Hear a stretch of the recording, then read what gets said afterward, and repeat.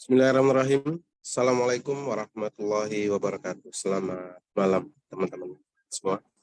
Sebelum kita awali kelas kita malam ini, kita berdoa terlebih dahulu sebagai wujud syukur atas nikmat, rahmat, dan kepahaman dalam mengikuti kelas kita malam ini. Berdoa silakan. A'udzubillahi minasyaitonirrajim. Bismillahirrahmanirrahim. Rabbi zidna ilma warzuqna fahma birahmatika ya arhamar rahimin. Amin. Bang Aswad, monggo. Oke. Bismillahirrahmanirrahim. Assalamualaikum warahmatullahi wabarakatuh. Selamat malam ya. Kita lanjutin ya, biasa ya obrolan kita. Masih menggunakan buku Dissolving Ego.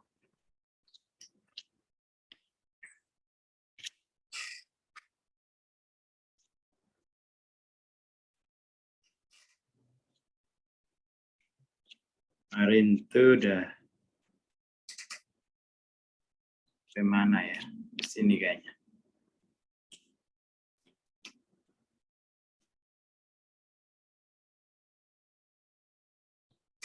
Jika tujuan hidup adalah untuk melakukan yang terbaik yang bisa dilakukan oleh seseorang pada setiap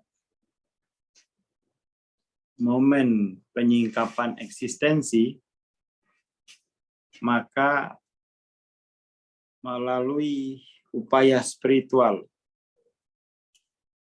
orang telah bebas dari penyebab utama penderitaan gitu ya. Jadi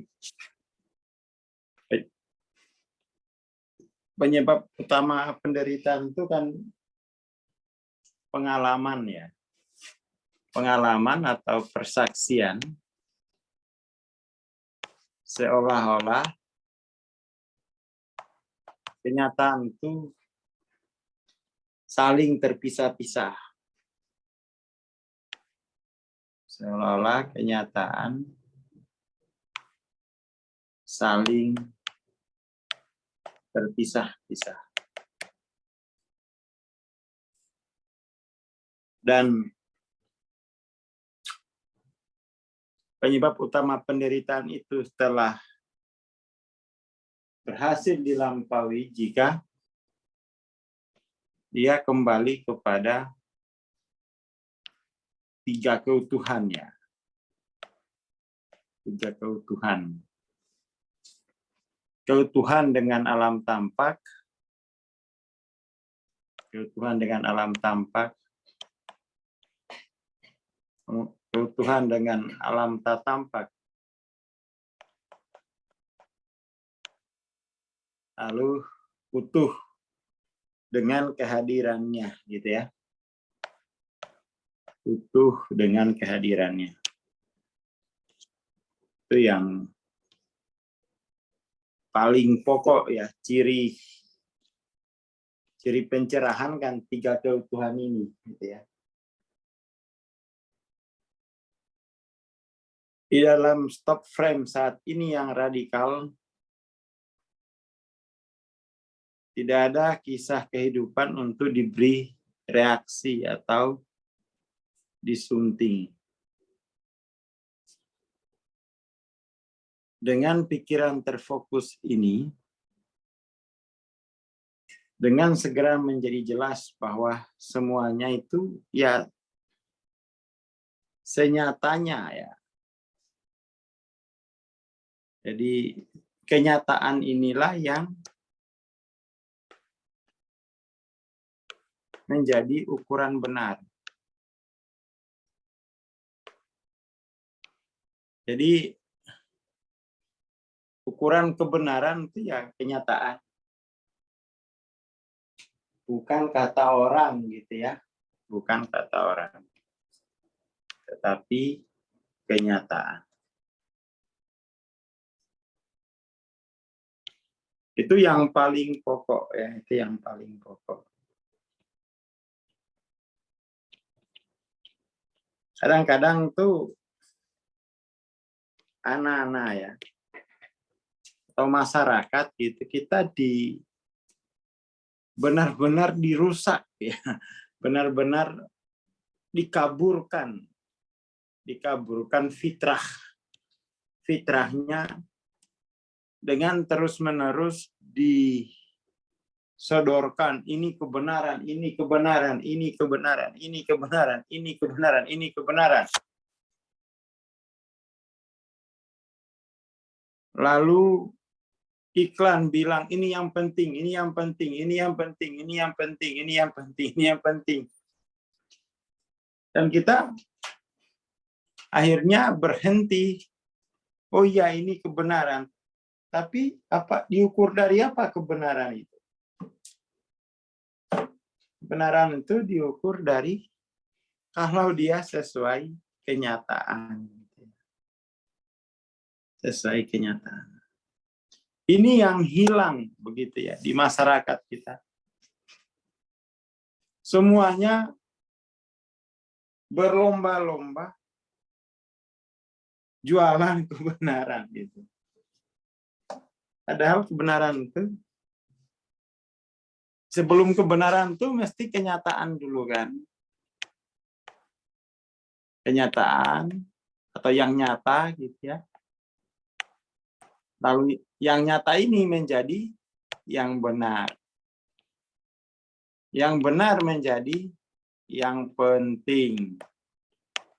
Itu urutannya gitu, jangan langsung yang benar dulu. Seperti itu. Setelah pikiran berhenti berbicara, orang sadar bahwa dirinya adalah kehidupan. Orang tenggelam dalam kehidupan daripada berada di permukaan membicarakan. Coba kita lihat ya. Jadi pikiran itu, penalaran itu kan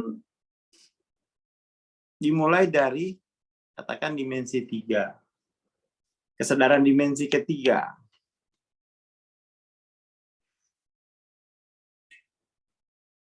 Kesadaran dimensi ketiga itu, dia bersaksi bahwa satu-satunya kenyataan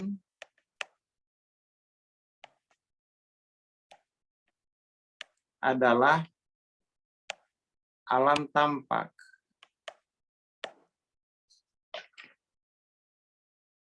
Kan gitu. Dimensi ketiga begitu.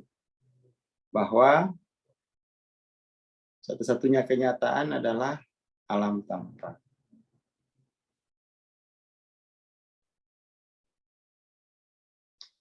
Karena satu-satunya kenyataan alam tampak, maka ya saya adalah tubuh. Seperti itu. Saya adalah tubuh. Itu dimensi ketiga kan. Kemudian naik dimensi keempat. Dimensi keempat ini yang berubah adalah konteks relasi ya. Masih saja kenyataan itu adalah alam tampak, hanya saja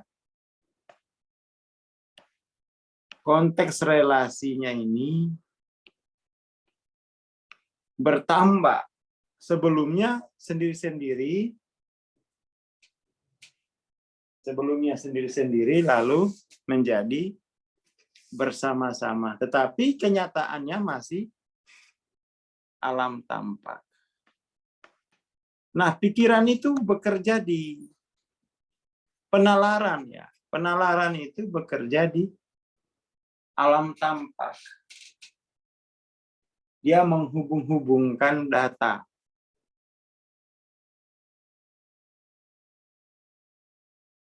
Kemudian naik dimensi kelima.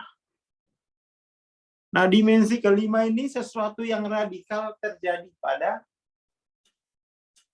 jiwa. Di mana ada konteks yang bertambah, ada semesta yang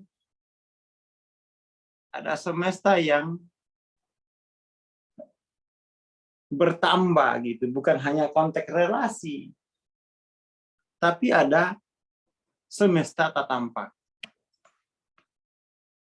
Semesta tak tampak. Ini nih, semesta tak tampak.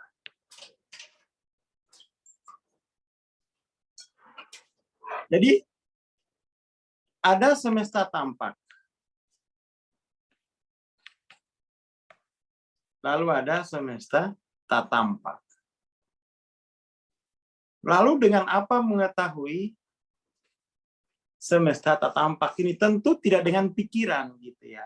Tidak dengan nalar. Tidak dengan nalar.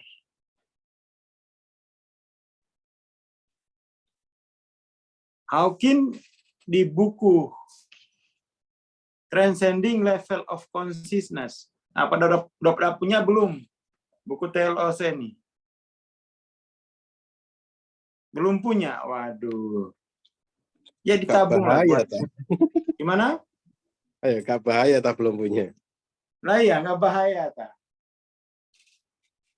Jadi Hawking menulis di bukunya itu. Jadi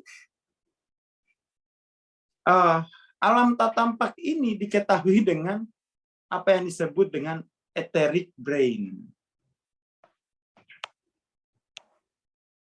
Etheric brain. Jadi Hawking menambahkan organ spiritual ya.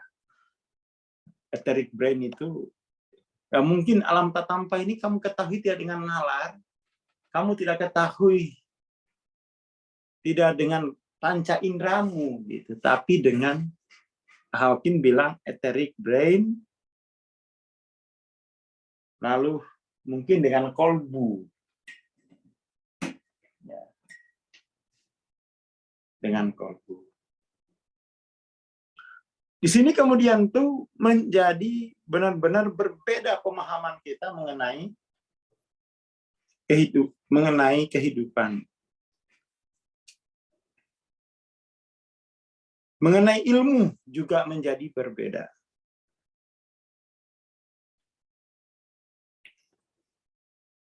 Kalau di dimensi ketiga, keempat, sifat pengetahuan itu adalah pengetahuan pengukuran perumusan. Ya kan? Diukur baru dibikin rumus. Itu cukup pakai nalar. Cukup pakai. Di dimensi kelima itu kamu punya semesta yang itu tidak bisa diukur seperti di alam tampak. Jadi di dimensi kelima kamu betul-betul mengalami kehidupan yang unik, otentik. Mulai terasa unik, otentik. Kenapa? Kamu punya semesta, di dalamnya ada kehidupan, dan kamu tidak perlu persetujuan dengan siapapun untuk mengetahui bentuk-bentuk pengalaman dalam semesta ini. Beda dengan dimensi keempat. Kamu mesti diukur, mesti dirumuskan, lalu kemudian tuh bersama-sama diputuskan. Makanya dia tidak otentik, transaksi. Otentik itu artinya kamu tidak butuh persetujuan siapapun untuk pengalamanmu di alam tampak. Di alam tak tampak ini. Jadi pengalaman di alam tak tampak ini bersifat subjektif. Hanya bisa dikonfirmasi sendiri, tidak perlu disetujui orang. Karena itu adalah wilayah yang unik, otentik. Gitu. Semesta tak tampak. Jadi pikiran-pikiran dan perasaan itu, pikiran dan perasaan di dimensi ketiga dan dimensi keempat hanya disebut sebagai gejala psikologi, disebutnya hanya sebagai gejala psikologi. Di dimensi kelima, pikiran-pikiran dan perasaan ini adalah bukan sekedar gejala psikologi, tetapi sebuah semesta tak tampak. Dia menjadi sebuah semesta, menjadi sebuah konteks, Jadi kemudian jiwa bersaksi bahwa semesta tampak itu bukan satu-satunya kenyataan, tapi hanya salah satu. Nah, ini teman-teman dibaca lagi ya buku TLOC, plus baca lagi buku Becoming Supernatural, itu dibaca. Baca buku Divine Matrix, itu dibaca itu, jangan nggak baca ya. Nggak boleh nggak baca. Seperti itu. Dimensi kelima, keenam itu sudah ada pengakuan pada semesta tak tampak. Dengan mengakui semesta tak tampak, di mana pikiran-pikiran dan perasaan-perasaanmu bukan sekedar gejala psikologi, tapi sebuah konteks, sebuah dimensi, sebuah semesta. Dengan begitu, pada akhirnya kamu tidak bisa lagi mengidentifikasi dirimu sebagai tubuh. Wong tak tampak aja kamu tahu kok. Kamu langsung menjadi penyaksi alam tak tampak dan tampak. Biasa disebut sebagai kamu sebagai cahaya kehadirannya. Sudah unik, otentik. Ya kan? Kamu adalah cahaya kehadirannya. Cuman belum punya makom. Baru cahaya kehadirannya. Jadi melihat tak tampak dan tampak itu dengan cahaya kehadirannya. Kamu minimal sudah punya basiro. Sudah punya basiro. Seperti itu. Oke, ya itu dulu malam ini. Nggak usah panjang-panjang. Silakan uang rokoknya dipakai buat beli buku, buat dibahas gitu ya. Terima kasih. Selamat malam. Assalamualaikum warahmatullahi wabarakatuh. Waalaikumsalam warahmatullahi wabarakatuh. Terima kasih Bang Aswar, terima kasih teman-teman. Bagi teman-teman yang belum punya bukunya dan berniat order, silakan japri ya. Kita bertemu besok atau Rabu, Kang? Hah? Besok bisa? Rabu lah, besok kan full. Oke, siap. Kita ketemu Rabu ya, insya Allah. Assalamualaikum warahmatullahi wabarakatuh. Selamat malam dan selamat beristirahat.